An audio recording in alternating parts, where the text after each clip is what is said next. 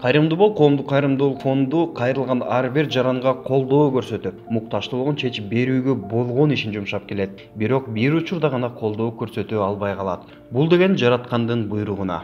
Фонд мындан бир ай мурун Баткен областында боорунан ооруп жаткан Курсан аттуу жараныбызды интернет айдыгына чыгарганбыз. Бүгүн бул мекендешибиз жер алдында жатат.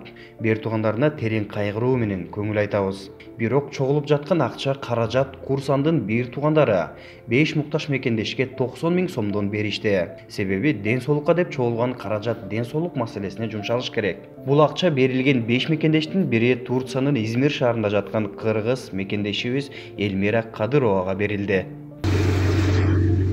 Assalamu alaikum. Musulman bir tуугандар, амансыздарбы? Барыңыздарга терең ыраазычылыгымды билдирип кетким келди.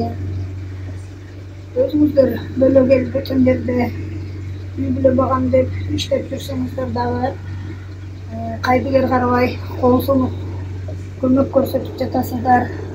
Аллах барыңыздардан ыраазы болсун.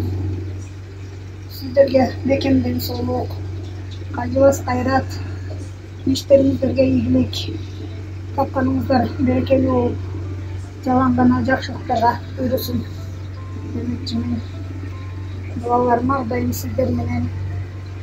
Ошондой эле Кайрымдуу бол фондунун жамаатына терең ыраазычылыгымды билдирем. Аябай адилеттүүлүк менен, калыстык менен чечкиндүү жумуштарды жасап жатышат. Аябай ыраазы болдум. Мына Курсанбек байке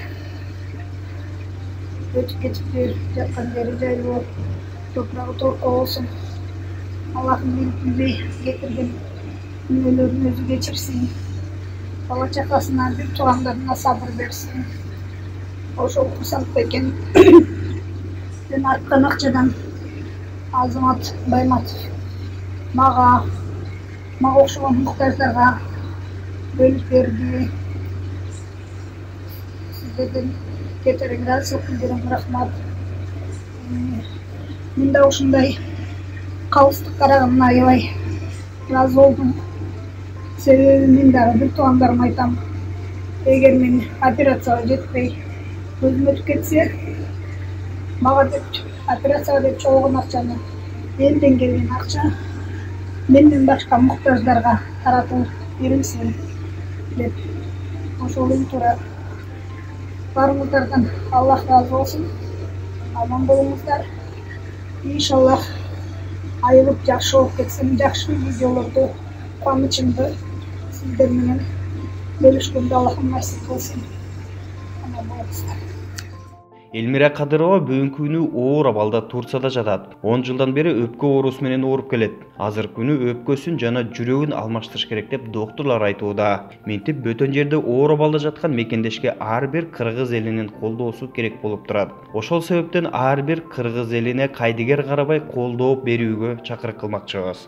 Келиңиздер, кайдыгер карабай колубуздан келген жардамыбызды берели.